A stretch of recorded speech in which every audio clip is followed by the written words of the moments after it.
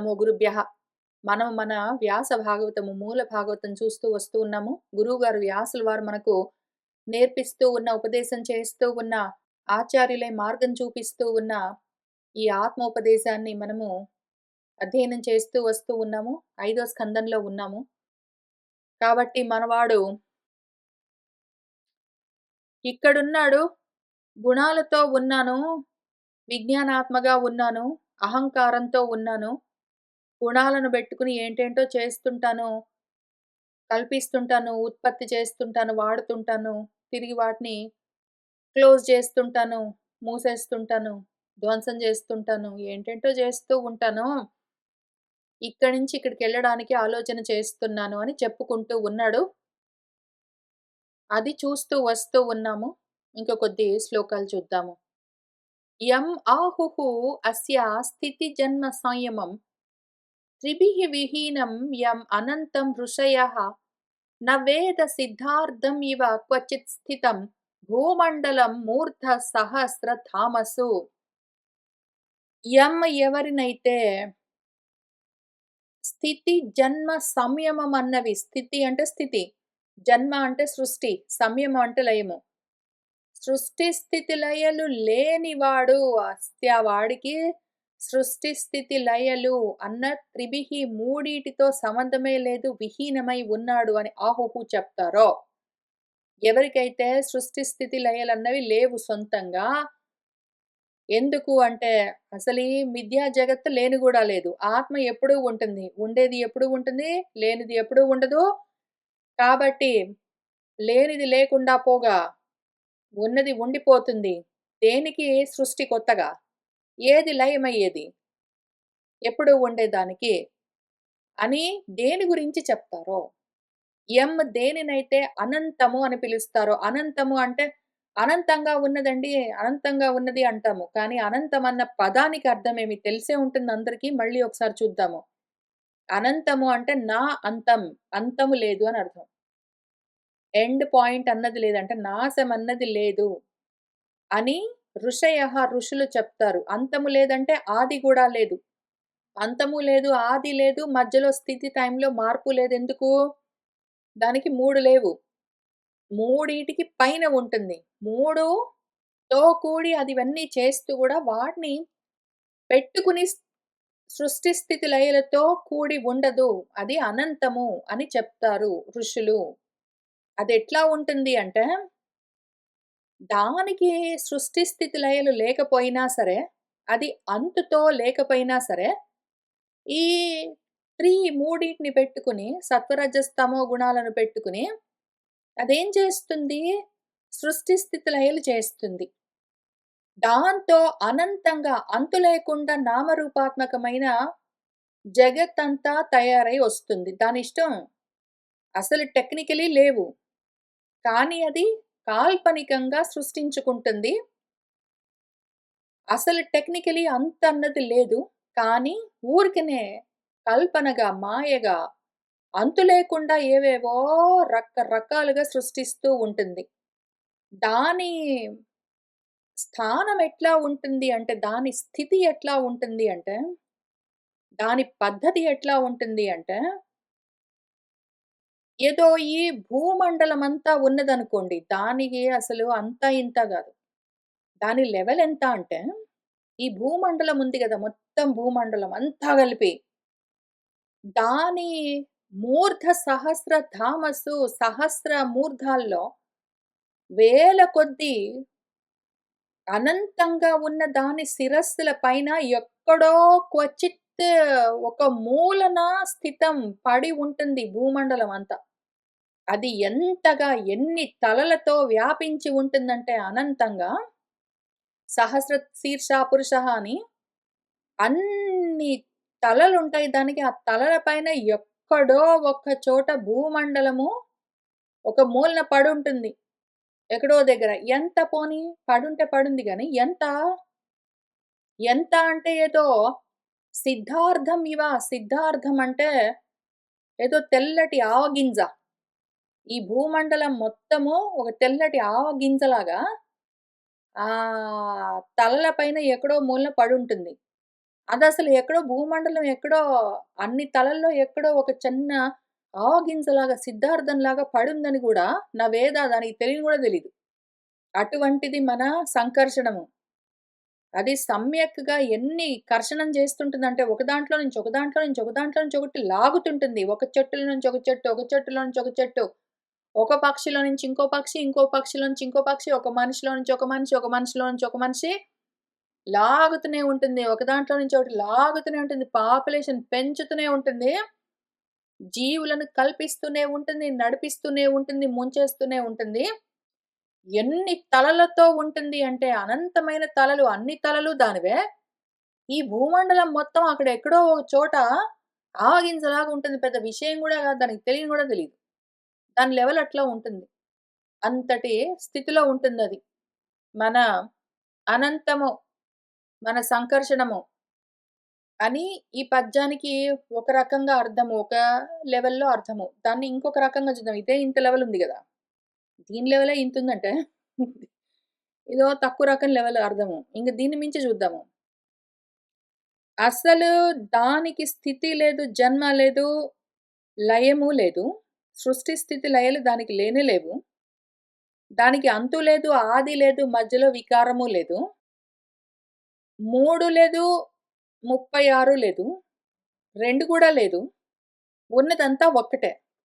ఎందుకట్లా ఉంటుందంటే, రెండోది కావాలని ఎప్పుడనిపిస్తుంది? మనకేదో తక్కువయిందంటే ఇంకోటి కావాలని కోరిక అనిపిస్తుంది. ద్వితీయము ఎప్పుడు ఉండవలసొస్తుంది అంటే, మనకేదో తక్కువైందని అనిపిస్తే, రెండో దాంతో ఏదో వ్యవహారాలు పెట్టుకొని మనకు తక్కువైన దాన్ని పూరించుకోవడానికి ట్రై చేస్తాము. అసలది సిద్ధార్థము. అది అర్థించినవన్నీ గూడా సిద్ధమై ఉన్నాయి దానికి. కొత్తగా సాధించవలసినవి లేవు. దాని అర్థాలన్నీ అదే పరమార్థంగా సిద్ధమై ఉన్నదది. సిద్ధార్థం అంటే ఒక అర్థం తెల్లటి ఆవగింజ. అదేదో ప్రపంచంలో ఉన్న అర్థము. కానీ సిద్ధార్థం అంటే మనకు బాగా తెలిసిన సుపరిచితమైన అర్థమేమి? అర్థసిద్ధి పూర్తయిపోయింది. కొత్తగా ఏదో అర్థాన్ని సాధించవలసిన అవసరమే లేదు.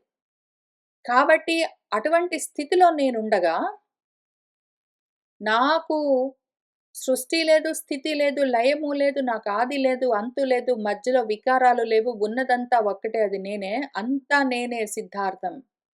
పరమార్థం నేనే అయి ఉన్నాను. అది సిద్ధమై ఉన్నాను. కొత్తగా నన్ను నేను సాధించుకునేది లేదు. అయితే మరి ఈ సహస్ర మూర్ధాలతో, ఈ అనంతమైన ధామాలతో, ఈ భూమండలాలన్నీ ఎక్కడో ఓ చోట ఉండడం అని ఎందుకు చెప్తూ ఉన్నారు అంటే, నిద్రలో, స్వప్నంలో కలలాగా ఉంటాయి ఇవన్నీ. నాలో నుంచే నేనే పడుకొని నిద్రపోతూ ఉన్నప్పుడు, కలలో ఎన్నో రూపాలు పైకి లేస్తాయి. ఏంటేంటో చేస్తూ ఉంటాయి. మళ్ళీ అన్నీ నాలోనే లయమవుతూ ఉంటాయి. మళ్ళీ అందులో నుంచి లేస్తుంటాయి. మళ్ళీ అందులోనే లయమవుతూ ఉంటాయి. ఈ బ్రహ్మాండాలతో సహా మొత్తం అన్నీ నాలోనే ఎక్కడో దగ్గర నా ఆలోచనల్లోనే నేనే పుట్టిస్తాను, కల్పిస్తాను. అవెక్కడ పడున్నాయో గూడా నాకు పెద్దంత తెలుసుకోవాల్సిన అవసరం గూడా లేదు నా వేద. ఎందుకు? ఊరికనే నేను చూస్తూ ఉంటే అవి కనిపిస్తూ ఉంటాయి. నేను చూస్తున్నాను కాబట్టి. నిజంగా ఉన్నాయా అంటే లేని గూడా లేవు. నా వేద వాటిని నేను తెలుసుకోవాల్సిన పని లేదు. కలలోని పదార్థాల గురించి నేనెందుకు తెలుసుకుంటాను? ఇక్కడ ఏదో ఆవగింజలాగా భూమండలమంతా ఎక్కడో ఆయన అనంతమైన తలకాయల పైన ఎక్కడో పడగల పైన పడుంటే ఈయనకు తెలియట్లేదు గాదక్కడ అర్థము.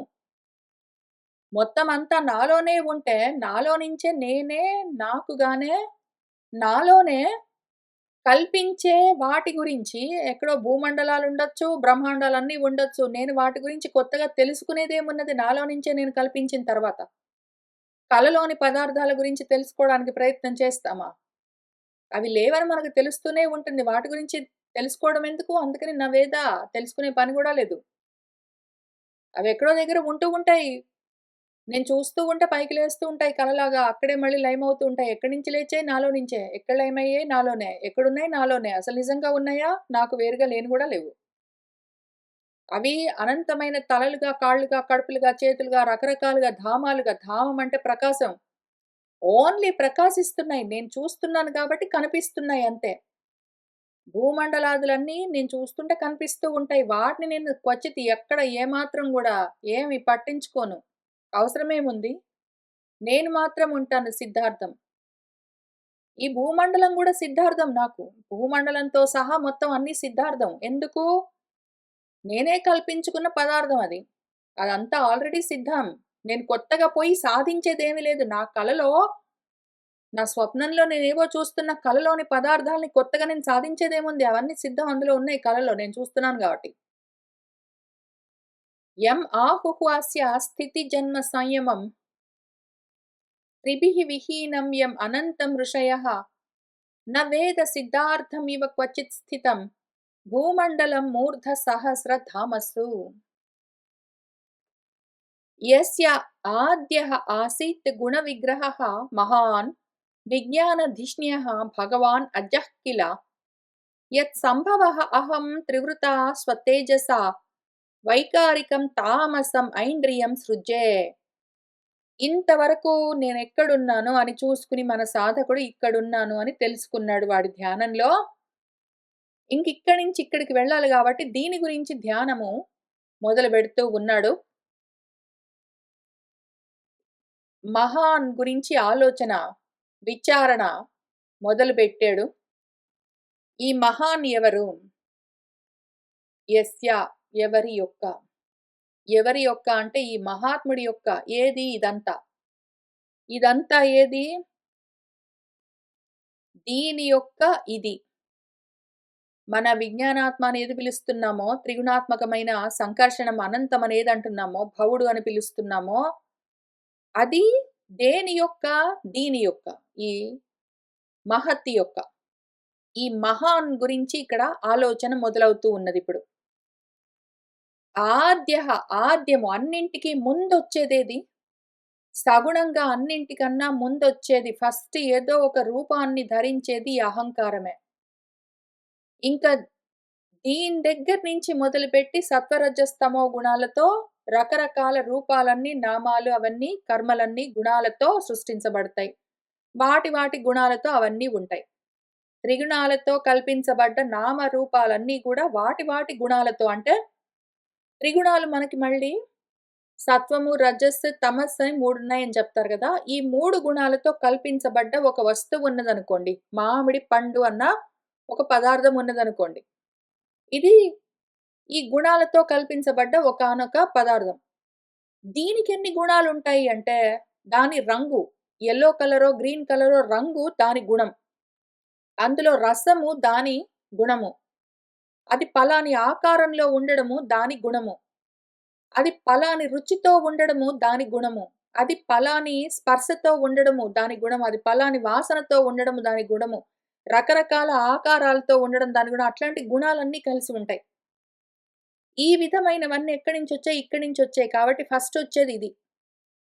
ఆద్యం అని పిలుస్తారు దీన్ని. ఆద్యుడు అని పిలుస్తారు. ఆద్యః అని పిలుస్తారు. అది గుణ విగ్రహః గుణాలతో కూడి ఉంటుంది. గుణాలు దాటి ఉంటుంది. గుణాలతో కూడి ఉంటుంది. గుణాత్మకం అది. అది విజ్ఞాన ధిష్ణ్యము. ధిష్ణ్యం అంటే అధిష్టానము, ఆధారము అని అర్థము. జ్ఞానానికి బేస్ అని అర్థము. అది విజ్ఞానాత్మ. అందుకనే విజ్ఞాన ధిష్ణ్య అని జెప్పారు. విజ్ఞాన ధిష్ణ్యం అంటే విజ్ఞానాత్మ. అది భగవాన్. ఎందుకు? మన అహంకారము టెక్నికలీ ఈ అహంకి వేరు గాదు. అహం బ్రహ్మాస్మికి ఈ అహంకారము వేరు కాదు. అదే ఇదై ఉన్నది. కాబట్టి అది భజ్యము. కూడి ఉన్నది. ఆ అహానికి ఇది వేరై లేదు కాబట్టే అహంకారమైనా సరే నేను అన్న భావన ఏదున్నదో అది అదే అయి ఉన్నది గాబట్టి భగవాన్. ఇంతకీ అది జన్మ తీసుకున్నదా అంటే కాదు. అది అజహ దానికి జన్మ లేదు. అది సాకారంగా రాలేదు. నిరాకారంగా కొత్తగా రావాల్సిన అవసరం లేదు. అహం అన్నది అహంకారంతో కూడి, త్రిగుణాలతో కూడి, రూపాలతో, నామాలతో, గుణాలతో, కర్మలతో, జన్మలతో ఉన్నదేదున్నదో అది కొత్తగా రాలేదు. కాబట్టి అది అజము. దానికి జన్మ లేదు. అయితే కానీ అది అహం, నేను, సోహం అనేదున్నదో అది కొత్తగా రావలసిన పని లేదు. కాబట్టి 2 విధాలుగా ఆత్మగా ఉన్నదది అజమై ఉన్నది కిలా.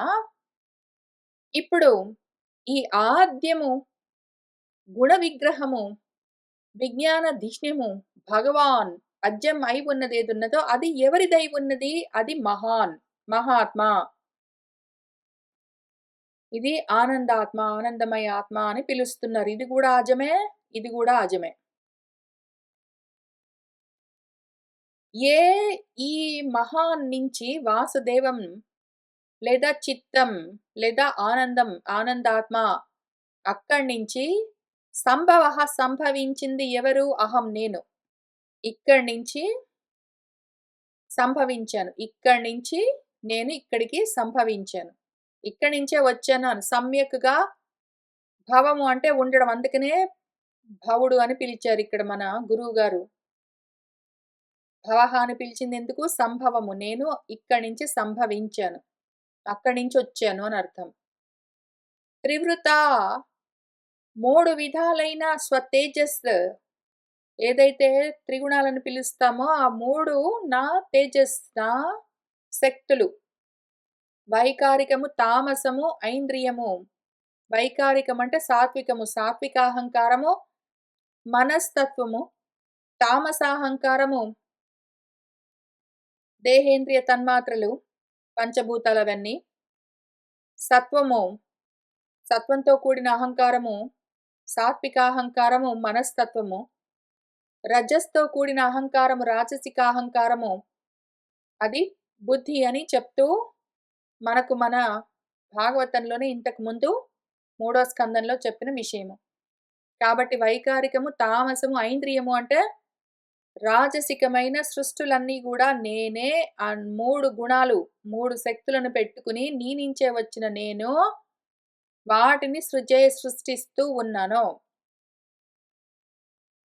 అయితే కానీ నా మనసు ఇప్పుడు ఇక్కడున్నది. నీ నుంచొచ్చి నేను వీటిని సృష్టిస్తున్నాను సరేగాని, ఇక్కడి నుంచి నేను ఇక్కడికి వెళ్ళాలి. ఏతే వయం యస్య వసే మహాత్మనః స్థితాః శకుంతాః ఇవ సూత్రయంత్రితాః మహాన్ అహం వైకృత తామస ఇంద్రియాః సృజామ సర్వే యత్ అనుగ్రహాత్ ఇదం. ఏతే వయం మేమైతే యస్య మహాత్మనః వసే స్థితాః ఏ మహాత్ముడి వశమై ఉన్నామో, మేము ఇక్కడి నుంచి కింద ఉన్న మొత్తము దీని వశంలోనే ఉన్నాము. దీనికి వేరుగా లేము. ఇదొకవేళ ఒక దారమైతే, సూత్రము, తాడు, గుణము ఏదో ఒకటైతే దానికి కట్టబడ్డ పక్షుల్లాగా మేమందరము ఇక్కడి నుంచి ఇక్కడి దాకా దీనికి కనెక్టెడ్. సూత్రే మణిగణాః ఇవ అని మన భగవద్గీతలో చెప్తారు. అట్లానే మన చాందోగ్యోపనిషత్తులో పక్షులు ఏదైనా ఒక స్తంభం ఉన్నదనుకో, దానికి ఒక తాడు గట్టి, ఆ తాటికి ఒక పక్షిని కట్టేస్తే కాలికి, ఆ పక్షి ఎంత దూరం ఎగిరినా సరే మళ్ళీ వచ్చి ఇక్కడే వాలుతుంది అది. తప్పించుకుని పోలేదని చెప్పారు గదా! ఆ విధంగా అని అక్కడ గూడా ఒక ఎగ్జాంపుల్ చెప్తారు. ఆ విధంగా మేము అందరము గూడా సూత్రయంత్రితాః శకుంతాః ఇవ. సూత్రానికి అంటే తాడుకు యంత్రితము, నియంత్రించబడ్డ, కట్టబడ్డ శకుంతాలు. శకుంతము పక్షిలాగా, మేమందరము పక్షుల్లాగా, తాళ్లకు కట్టబడ్డ పక్షుల్లాగా నీకు వశమై ఉంటాము. నిన్ను వదిలిపెట్టి పోలేము. నీకు దూరంగా లేము. నేను వైకృత తామస ఇంద్రియాః.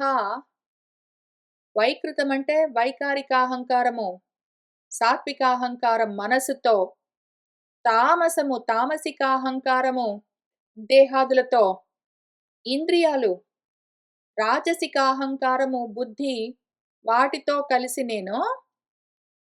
మేమందరము గలిసి, ఎందుకంటే నీ నుంచి నేనొచ్చాను, నీ నుంచి నేనొచ్చాను, నా నుంచి ఇవన్నొచ్చాయి.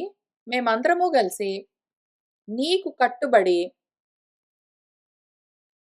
యత్ అనుగ్రహాత్ నీ అనుగ్రహంతోటే ఇదం సర్వే ఈ మొత్తాన్ని అన్నింటిని నామరూపాత్మకమైన జగత్తుని మొత్తాన్ని సృష్టిస్తూ ఉంటాము. నువ్వెవరు? మహాన్ అయి ఉన్నావు. మహాత్ముడివైన నీ వశంలోనే మేము తాటికి కట్టబడ్డ పక్షుల్లాగా ఉండి, మహాత్ముడివైన మహాన్ అయి ఉన్న నీ అనుగ్రహంతోటే నువ్వు అనుసరించి మేము గ్రహించే విధంగా ఆ శక్తులను మాకిస్తూ ఉంటే, అది అనుగ్రహం అంటే అందిపుచ్చుకునేలాగా మాకివ్వడం అని అర్థం అనుగ్రహం. ఆగ్రహము అంటే ఆశాంతం వెనక్కి తీసేసుకోవడం, గ్రహించడం. వెనక్కి తీసుకోవడం ఆగ్రహం. ముందుకు ఇవ్వడము అనుగ్రహము. తీసుకోవడం, ఇవ్వడం లేకుండా ఊరుకోవడము అసలు అటు గాని, ఇటు గాని గ్రహించడం లేకపోతే అగ్రహం. కాబట్టి అగ్రహం, ఆగ్రహం, అనుగ్రహం అని 3 పదాల్ని వాడుతూ ఉంటారు మన శాస్త్రకారులు. ఈ మహాన్ మాకు అనుగ్రహం ఇస్తుంటే, మాకు ఆ శక్తులనిస్తుంటే వాటిని పట్టుకుని మేము ఈ సృష్టులన్నీ చేస్తూ ఉంటాం, లయాలన్నీ చేస్తూ ఉంటాం, స్థితులన్నీ చేస్తుంటాం, ఏంటో చేస్తుంటాం. ఇంతకీ కాబట్టి నేనిక్కడున్నాను అర్థమైంది. నాకిక్కడికి వెళ్ళాలనున్నది అని ఇప్పుడు ధ్యానము సాగుతూ ఉన్నది. యస్మిన్ నిర్మితాం కర్హి అపి కర్మ పర్వణీం మాయాం జనః అయం గుణసర్గ మోహితః న వేద నిస్తారణ యోగ మంజసా తస్మై నమస్తే విలయోదయాత్మనే. యత్ నిర్మితాం మాయాం ఏదైతే ఈ విధంగా కల్పించబడ్డ మాయ ఉన్నది ఎంత నిజంగా ఉందా? శకుంతాలు, సూత్రాలు, యంత్రాలు, కట్టుబడడాలు, వశంలో ఉండడాలు, రకరకాల గుణాలు, వాటితో సృష్టులు ఇవన్నీ నిజంగా ఉన్నాయా? ఇదంతా మాయామాత్రంగా నిర్మించబడ్డది. ఎందుకు? కర్మల వల్ల. కర్మల వల్ల కల్పించబడి, కర్మలను పూరిస్తూ ఉన్నది. పర్వణి అంటే పర్వం చేస్తూ ఉన్నది అని అర్థం. అంటే పిపర్తీతి అని పూరిస్తున్నది. మాటి మాటికి కర్మలతో నింపుతూ ఉంటుంది మాయ. మాయ ఉన్నంత వరకు కర్మలు తొలగవు. కర్మలున్నంత వరకు జన్మలు తప్పనిసరి. జన్మలున్నంత వరకు ఈ గుణాలతో కూడి రూపాలని ధరించడం అవసరమై ఉంటుంది. కర్మలను నింపుతూ ఉండే అదే పనిగా కర్మలను నింపుతూ ఉన్నది అని అర్థము ఈ మాయ. అది గూడా నిజంగా ఉన్నదా అంటే లేదు. అది గూడా కల్పించబడ్డది. కానీ అయం జనః ఈ జనం ఎట్లా ఉంటుంది అంటే గుణసర్గ మోహితః ఈ సత్వరజస్తమో గుణాల చేత సర్గము సృష్టి జరపబడితే, ఆ గుణాల చేత సృష్టించబడ్డ ఈ సర్గము ఇదంతా గూడా ఏ మాయ వల్ల ఇవన్నీ వచ్చాయి అని తెలుసుకోలేవు. మోహంలో ఉంటాయవన్నీ. గుణసర్గంతో మోహం చెంది ఉన్న ఈ జనము, కర్మలను అదే పనిగా పంపింగ్ చేస్తూ ఉన్న మాయను కర్హి అపి ఏ విధంగా ఎప్పుడూ గూడా న వేద మాయని అర్థం చేసుకోలేరు. మాయని అర్థం చేసుకుందామని కూర్చుని సదసత్ విచారణ చేస్తూ ఉన్నంత సేపు కొంచెం అర్థమైనట్టుగా అనిపించినా గూడా వెంటనే మాయ కప్పేస్తూనే ఉంటుంది వాళ్ళకు. పాపము. ఈ కర్మ పర్వణి గాబట్టే దాని పేరు పార్వతి. పర్వలతో ఉన్న దాని పేరు పార్వతి అని అర్థము. ఈ కర్మలు ఎంతగా ఉంటాయి అంటే పర్వతంలాగా ఉంటాయి. కర్మల సంఘాతము రాశీభూతమైన కర్మలను పర్వతంగా మనం చూస్తే ఎందుకు కర్మలను పూరిస్తున్నది పర్వ అని అర్థము. మనకు మన వ్యాసుల వారు పార్వతి, పర్వతరాజు పుత్రి అని పేర్లు పెట్టి కథలన్నీ రాసిస్తారు. దాన్ని ఆయనే డికోడ్ చేసి కూడా చూపిస్తారు. పార్వతి అంటే పర్వతం నుంచొచ్చింది. పర్వతము అంటే పర్వము. ఏదైతే పూరిస్తూ ఉంటుందో, ఏది నింపుతూ ఉంటుంది, పూరించేది దేన్ని? కర్మలను. కర్మల్ని పంపింగ్ చేస్తుంటుంది. అది మాయ.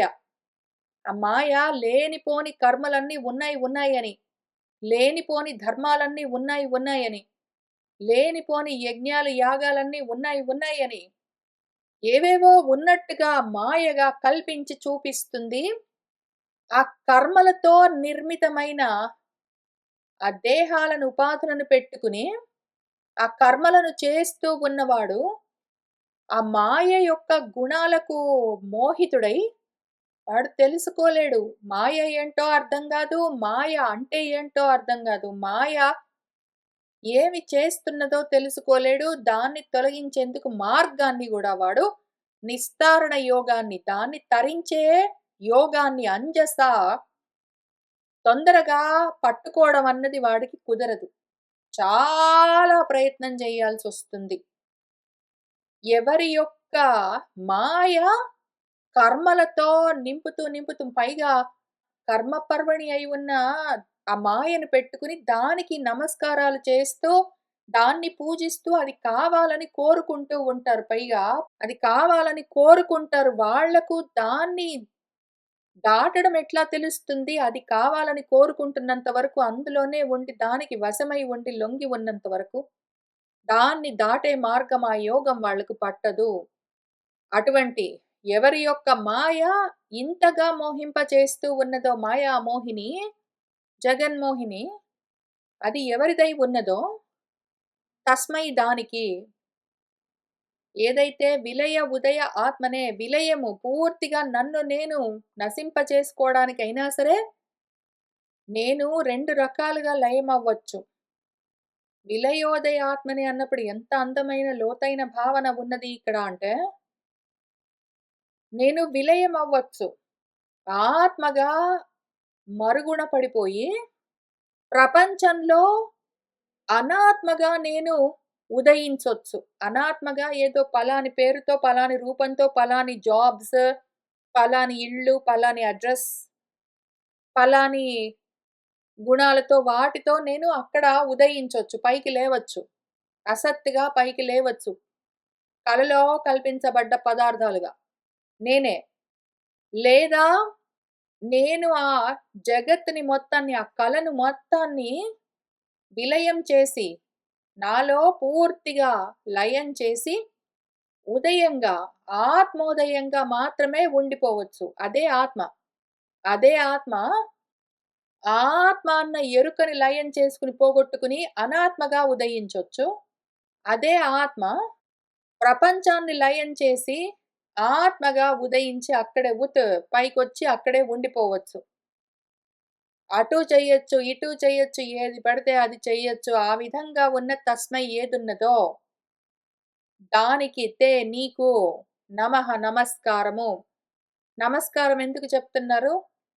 ఎవరికి నమస్కారం చేస్తామో, మనం అదే అయిపోతాము అని మనకు తైత్తరీయోపనిషత్ ఋషులు చెప్తూ వచ్చారు. కాబట్టి నేను ఇక్కడి దాకా వచ్చానని నాకు బాగా అర్థమైందని చెప్పి, ఇంక సరే గాని ఇక్కడికి వెళ్ళాలి అని చెప్తూ ఉన్నారు. ఇంతవరకు మన 21 శ్లోకం వరకు నేనెక్కడున్నాను అని చెప్పి, 22, 23 తర్వాత 22వ శ్లోకం నుంచి నేను ఇక్కడికి వెళ్ళాలి అని చూసుకుంటూ ఉన్నాడు మన సాధకుడు. దాంతో ఆయన సాధన, ఆయన ధ్యానము, ఆయన విచారణ, మననము సాగుతూ ఉన్నది. ఆయన ఇక్కడి నుంచి ఇక్కడికి వెళ్తాడు. ఎందుకంటే ఆయన నమస్కారం మొదలుపెట్టాడంటే అది అయిపోతాడు. ఎందుకు? స్టార్టింగ్‌లో మీకు గుర్తుండే ఉంటుంది. ఇక్కడ స్టార్ట్ చేసినప్పుడు అనంతుడికి నమస్కారము అన్నాడు. సర్వగుణాలతో ఉన్నవాడెవడున్నాడో అనంతుడు, వాడికి నమస్కారము అన్నాడు. అన్నాక ఇక్కడికొచ్చేసరికి అది నేనే అన్నాడు కదా! ఇక్కడికొచ్చేసరికి అది నేనే అయి ఉన్నాను అన్నాడు. ఇక్కడ మళ్ళీ వీడికి నమస్కారం అని స్టార్ట్ చేశాడు. కాబట్టి ఇది అయిపోతాడు నెక్స్ట్. నెక్స్ట్ స్టెప్‌లో అదే అయిపోతాడు. ఏది నువ్వు నమః అంటావో అదే నువ్వయిపోతావో అని మనకు తైత్రీయం ఎట్లా అవుతావేం కదా అని చెప్పింది. అట్లా మనవాడు అక్కడికి వెళ్ళిపోవడానికి మళ్ళీ ముందుకు వెళ్ళిపోతూనే ఉన్నాడు. వాడేం ఆగట్లేదక్కడ. ఇక్కడ మన గురువుగారు ఈ సాధకుడి గురించి ఇక్కడికి ఆపి, ఇంకొక సాధకుడి గురించి చెప్తూ ఉన్నారు. ఈ సాధకుడు ఎక్కడున్నాడు? తర్వాత సాధకుడు. ఇక్కడున్నవాడు ఇక్కడికి వెళ్ళడం కాదు. ఇక్కడున్నవాడు పరబ్రహ్మానికి వెళ్ళడం ఎట్లా? ఇక్కడున్నవాడు ఇంక పైకెళ్ళడం ఎట్లా? నేను అని తెలుసుకోవడం ఎట్లా అని వాడిక్కడి నుంచి ధ్యానం చేస్తూ ఉన్నాడు. మననము, విచారణ వాడికి ఇక్కడ ఉన్నది. వాడు సమ్యక్ ధ్యానము, శ్రవణము, మననము అయిపోయిన తర్వాత నిధిధ్యాసన ఇక్కడ చేస్తూ ఉన్నాడు మనవాడు. చూద్దాము. మన శుకుల వారు మనకు చేస్తూ ఉన్న ఉపదేశము. తథాచ భద్రస్రవాహ నామ ధర్మసుతః తత్కులపతయః పురుషాః భద్రాశ్వవర్షే సాక్షాత్ భగవతః వాసుదేవస్య ప్రియాం తనుం ధర్మమయీం హయశీర్షాభిధానాం పరమేణ సమాధినా సన్నిధాప్య ఇదం అభిగృణంత ఉపధావంతి. తథాచ అట్లానే. తథాచ అంటే ఇంక అట్లానే. ఇంతకుముందు పైన చెప్పుకున్నాం కదా అట్లానే. అనగనగా భద్రస్రవసుడు అన్న పేరున్న ఒక ధర్మసుతుడు, ధర్ముడి యొక్క పుత్రుడు ఒక ఆయన ఉన్నాడు. ఆయన పేరు భద్రస్రవసుడు. మన సాధకుడి పేరు భద్రస్రవస్. భద్రస్రవస్ అంటే బాగా శ్రవణం చేసిన వాడు అని అర్థము.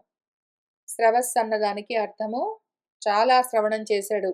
అయితే చాలా శ్రవణమే గాదు, భద్రకరమైన విషయాన్ని శ్రవణం చేశాడు అని అర్థము. బృహత్ శ్రవసుడు అని ఆ రకంగా మనకు పేర్లుంటాయి.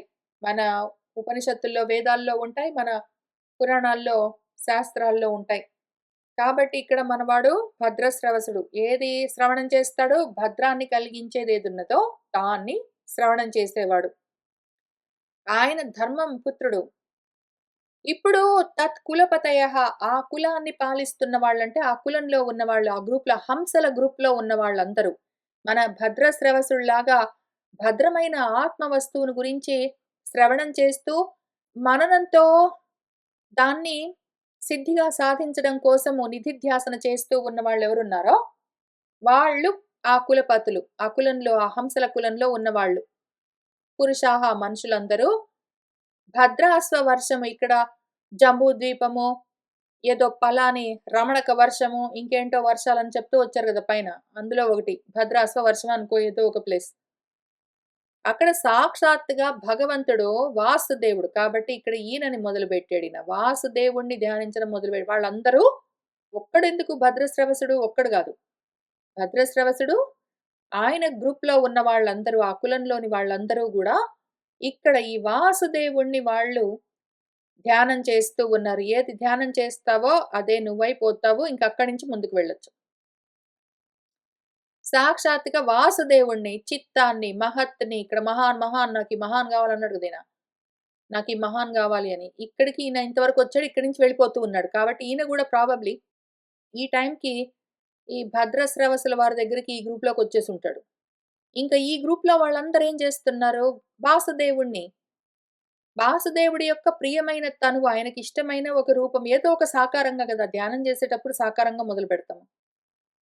అది ధర్మము. ఆ సాకార రూపమేమి ధర్మం. ఏది ధర్మము? ఆత్మధర్మం. దాన్ని హయశీర్ష విధానం. హయశీర్షుడు, హయగ్రీవుడు, అశ్వగ్రీవుడు అని ఆ పేర్లతో ఉన్నవాడు. ఆ హయగ్రీవుడు లేదా హయశీర్షుడు అన్న పేరున్నవాడు, ఆ రూపంగా వీళ్ళు ఉపాసన చేస్తున్నారు. ఉపాసన అంటే ఉపసమీపే ఆసనం. అక్కడికి వెళ్లి దగ్గరగా కూర్చోవడం. మనసులో దాని దగ్గరగా కూర్చోవడం. సమాధానం అంటే సమ్యక్‌గా ఆధానం. సమాధి. ఆత్మస్థితిలో అదే నేను అన్న స్థితిలో ఉండడం. అక్కడికెళ్లి పరమేణ సమాధిన, పరమ సమాధి అదే నేను అన్న స్థితిలో వాళ్ళు దాన్ని ధ్యానిస్తున్నారు.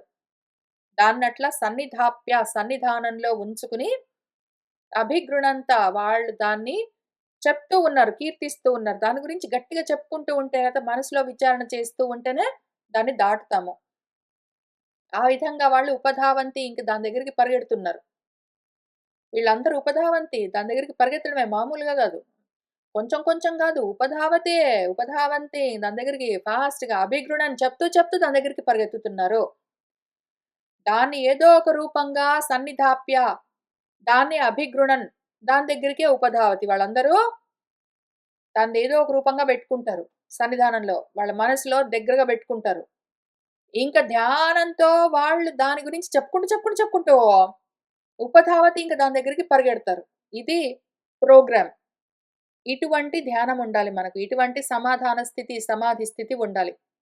మనం ఎట్లా ఉండాలి అంటే, మన తైత్రీయ ఉపనిషత్తు చెప్పినట్టు ముందు చదువుకోవాలి, అర్థం తెలుసుకోవాలి. తర్వాత దాన్ని ఆలోచిస్తూ అదే పనిగా చదువుతూ ఉండడం, ఆలోచిస్తూ ఉండడం, ఎవరికైనా చెప్తూ ఉండడము. దాన్ని ఏదో రూపంగా పట్టుకోవడం. ఏదో ఒక ఉపనిషత్తు అనుకో, ఏదో ఒక పురాణం అనుకో, ఏదో ఒక శాస్త్రం అనుకో, ఏదో ఒక మంత్రం అనుకో, శ్లోకం అనుకో, ప్రకరణం అనుకో, ఏదో ఒకటి పట్టుకో, ఏదో రూపంగా పట్టుకో. సన్నిధానంలో బెట్టుకో. గట్టిగా పట్టుకో. ఇంకా అభిగృణం దాని గురించే చెప్తూ ఉండు. వినేవాళ్ళకి ఎవరికైనా ఒకళ్ళకో, ఇద్దరికో నీకు దొరికితే నీలాగా వినగలిగే హంసలెవరైనా ఉంటే పట్టుకో. వాళ్ళకి వినిపిస్తూ ఉండు. వాళ్ళు విన్నంత సేపు యాక్చువల్‌గా బయట నీకు ఫిజికల్‌గా కనిపిస్తే చెప్తుండు. వాళ్ళు ఒకవేళ కొంతసేపుంటారు వెళ్ళిపోతే, వాళ్ళ సంగతి వాళ్ళు చూసుకుంటారు. వాళ్ళ మనన, విచరణ, ప్రవచన, ఆచరణతో వాడుంటారు. ఈలోగా నువ్వు మళ్ళా మనసులో వదిలిపెట్టకు. ఆ రకంగా చేస్తూ ఉంటే పరిగెత్తుతావు. నువ్వు దేన్ని ధ్యానం చేస్తున్నావో అటువైపుకి ఇంకా పారుతావు ఆగకుండా. ఇంక రన్నింగే, ఉపధావనమే, మామూలుగా గాదు దాని దగ్గరికి. అట్లా చేస్తేనే ఇది అయ్యేది. అట్లా చేస్తేనే అంత తీవ్రంగా చేస్తేనే తప్ప ఇది గాదు. కాబట్టి మనవాడు గూడా ఏదో ఒక రూపంగా బెట్టుకున్నాడు. సన్నిధాప్య జేశాడు. అభిగృణంత జేస్తున్నారు వాళ్ళు. ఉపధావంతి పరిగెడుతున్నారింక అక్కడికే. చూద్దాము. భద్రస్రవసుల వారు ఏమంటున్నారంటే మనకు చెప్తున్నారు. ఎందుకు? వాళ్ళకి ఏముంది రూల్‌లో? ఎవరికైనా సరే ఈ రకంగా పరిగెత్తుతున్న వాళ్ళకి రూల్ ఏముంది? స్వాధ్యాయం చెయ్యి, ప్రవచనం చెయ్యి. కాబట్టి మన భద్రశ్రవసుడు బాగా శ్రవణం చేసాడు ఆల్రెడీ భద్రం గురించి. ఇంక దాన్ని మనకిప్పుడు చెప్తూ ఆయన పరిగెత్తుతున్నాడు. దాటుకుంటూ వెళ్ళిపోతున్నాడు. కాబట్టి మనకు ప్రవచనం చేస్తున్నాడు. ఆయన దాటుకుంటూ వెళ్ళిపోతున్నాడు. మనకు ప్రవచనం చేస్తూ వాళ్ళు దాటుకుంటూ వెళ్ళిపోతారు. ఆయన మనకు చేస్తున్న ప్రవచనం విందాము. ఓం నమో భగవతే ధర్మాయ ఆత్మ విశోధనాయ నమః ఇతి.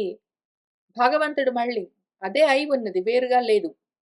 భజ్యతే ఇతి అని ఏదైతే అదే అయి ఉన్నదో దానికి నమస్కారం. ఏదది ధర్మం అది. ధర్మస్వరూపము.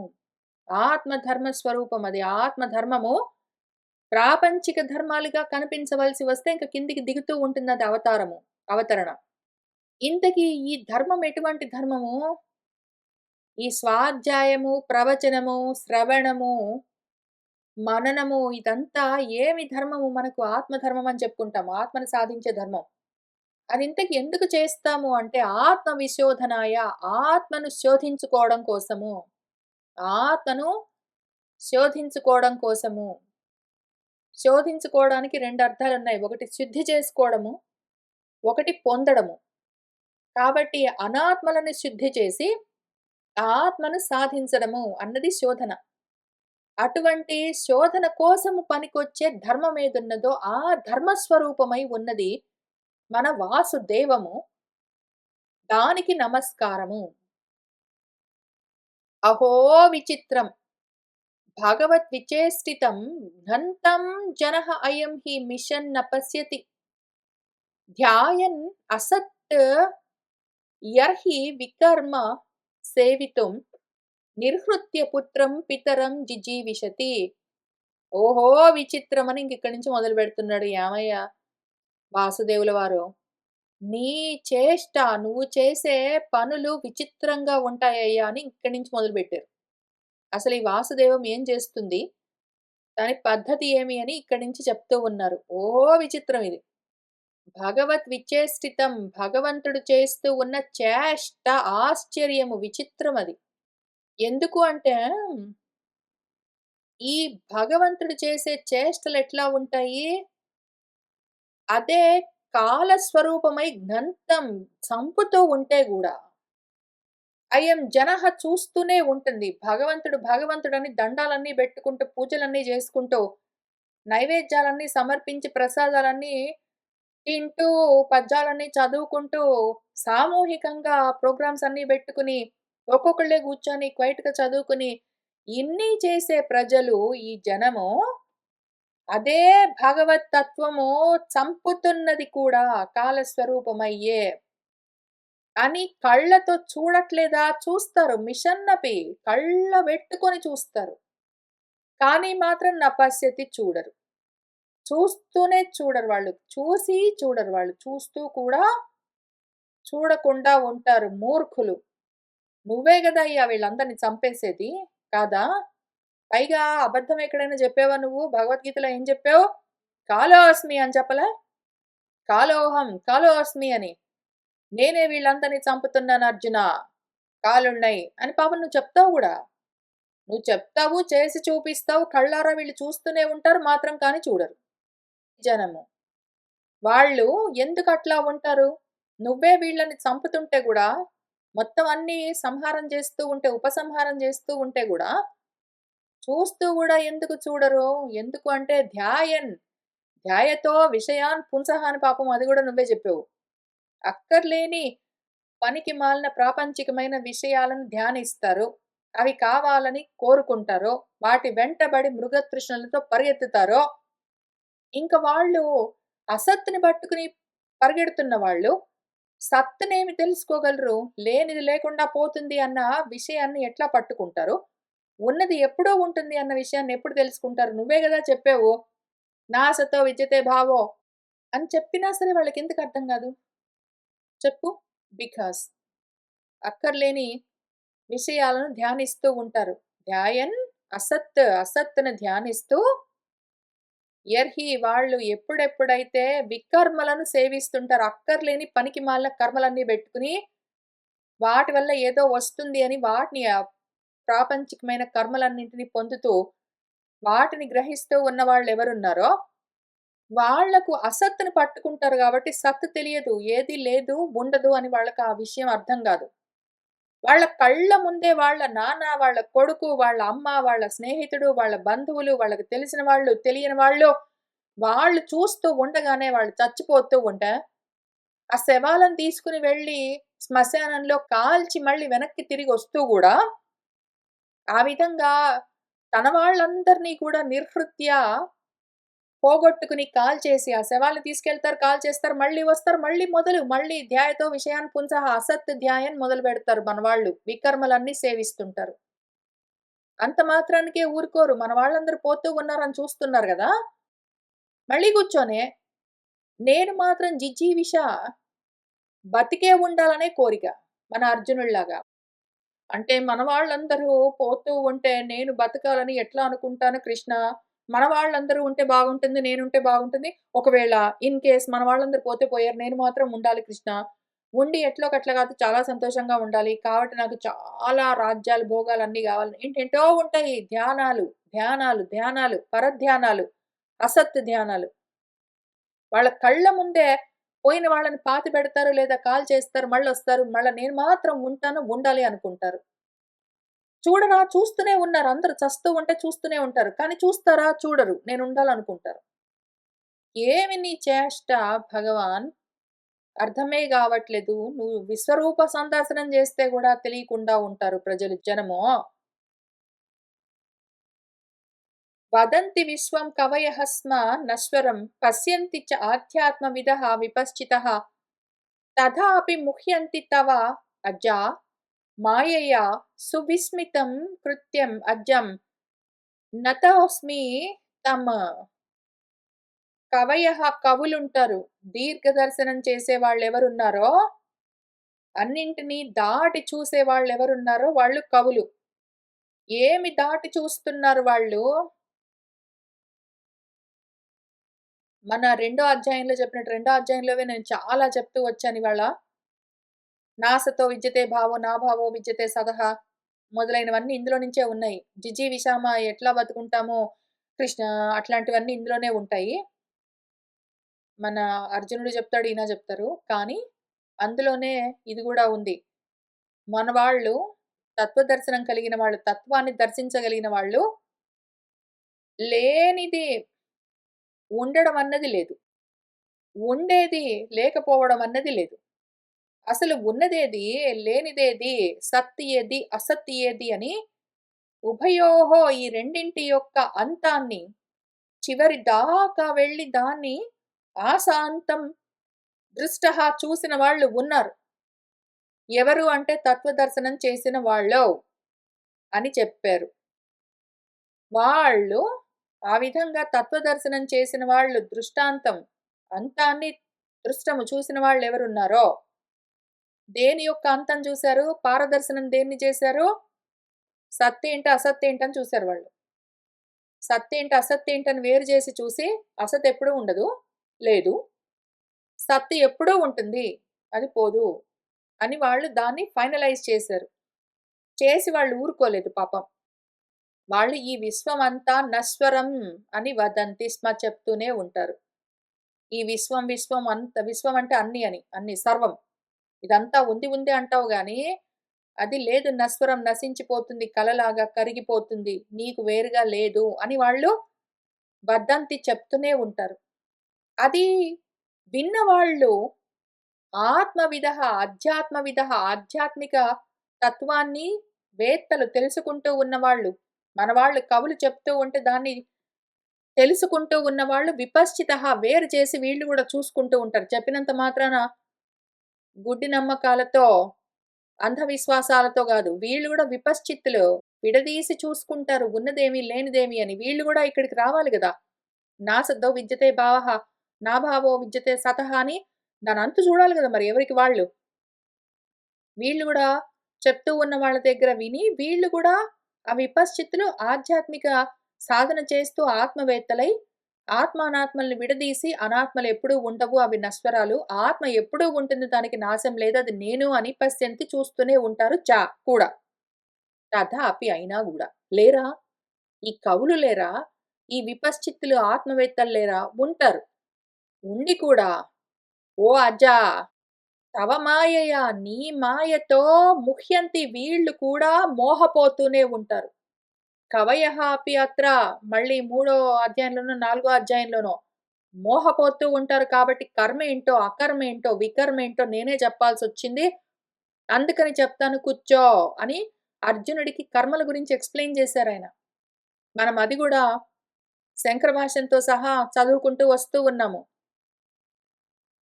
నీ మాయ చేత మళ్ళీ మోహంలో పడిపోతూనే ఉంటారు వాళ్ళు. అది విషయము. నువ్వు అజుడివి. ఈ అజం అసలు జన్మే లేనిది. అసలు కలగనే కలగని దాన్ని చూస్తారు, ఉందంటారు. ఎప్పుడూ నశించని నిన్ను వాళ్ళు తెలుసుకోలేరు. ఎందుకు? ఎప్పుడూ ఉండే నిన్ను తెలుసుకోలేరు నీ మాయ వల్ల. ఎప్పుడూ లేనే లేని మాయగా కల్పించబడ్డ దాన్ని ఉన్నది ఉన్నదనుకుంటారు. ఎందుకు? నీ మాయ వల్ల. ఈ రకంగా మోసపోతూ ఉంటారు. ఈ కృత్యం ఏదున్నదో ఈ అజం జన్మే లేదసలు. నిజంగా జన్మించిందా? దానికొక ఆది ఉందా? కళకి ఏమి స్టార్టింగ్ ఏముంది? ఎండింగ్ ఏముంది? అసలు కళ నిజంగా ఉందా? ఉన్నట్టుగా ఉంటుంది. నిజంగా ఉన్నాయా కళలో పదార్థాలు? అట్లాంటి కృత్యం ఇది. కృతమై ఉన్నది. ఊరికనే కల్పించబడ్డది. అదెట్లా ఉన్నది? సువిస్మితం. అస్మి భావనతో. విశేషంగా వేరు వేరుగా ప్రతివాడు నేను, నేను, నేను అంటాడు. ఇన్ని నేనులున్నాయా? సుష్టుగా చాలా ధాటిగా వేరువేరుగా ప్రతి ఆడు ప్రతి రూపంలో నుంచి, చీమ రూపంలో నుంచి, ఏనుగు రూపంలో నుంచి, చెట్టు రూపంలో నుంచి, అన్ని రూపాల్లో నుంచి అస్మి నేనున్నాను అని చెప్తారు ప్రతి ఆళ్ళు. ఆ రకంగా అసలు లేనే లేనిది ఏదో మాయగా కల్పించబడ్డది. ఆ మాయ ఎవరిది? మళ్ళీ నీదే. నీ మాయ వల్లే ఇవన్నీ కల్పించబడి దాన్నే జూసి మళ్ళీ ఎంతటి పండితులు, కవులు, విపశ్చిత్తులు, ఆత్మవేత్తలు గూడా మోహపోతూ ఉంటే, మామూలు జనము మనకి వికర్మలు చేసుకుంటూ కూర్చుంటారు. ఒరేయ్! నీకు కర్మ అంటే ఏంటో, వికర్మ అంటే ఏంటో, అకర్మ అంటే ఏంటో చెప్తాను, జాగ్రత్తగా కూర్చొని విను అని ఒక మొత్తం చాప్టర్, నెక్స్ట్ చాప్టర్ తర్వాత మొత్తం అధ్యాయాలు చెప్తే గూడా, అకర్మ పట్టించుకునేది లేదు. కర్మ సరిగ్గా అర్థమయ్యేది లేదు. వికర్మలు చేసుకుంటూ కూర్చుంటారు ప్రజలు. ఎందుకు? మాయ. అటువంటి నువ్వు ఎవరివైతే ఉన్నావో దానికి నతోస్మి నమస్కారం. నీకు ఒక నమస్కారం చేస్తున్నాను. నమస్కారం చేసామంటే అదే అవుతాం మనం. సరే అట్లుంది మన పరిస్థితి. తర్వాత ఏం జరిగింది, ఏమి అని నెమ్మదిగా అధ్యయనం చేస్తూ వెళ్దాము. చచ్చే వాళ్ళని చూస్తూ గూడా నేను మాత్రం బతికుండాలి ఈ దేహంగా అంటే ఎంతటి అజ్ఞానంతో ఉన్నామో, ఎంతటి అవిపశ్చితులమై ఉన్నామో మనము ఆలోచన చేసుకోవలసి ఉన్నది. మనము ఎక్కడో ఇక్కడ అట్టడుగున గాకుండా కనీసం ఇక్కడ లేదా కనీసం ఇక్కడి నుంచి మన ధ్యానం సాగేలాగా ప్రయత్నం చెయ్యాలి. ఇవాల్టికి ఇక్కడికి ఆపుతాను. మళ్ళీ వచ్చే వారం కలిసి కూర్చొని ముందుకు వెళ్దాము. శుభం భవతు.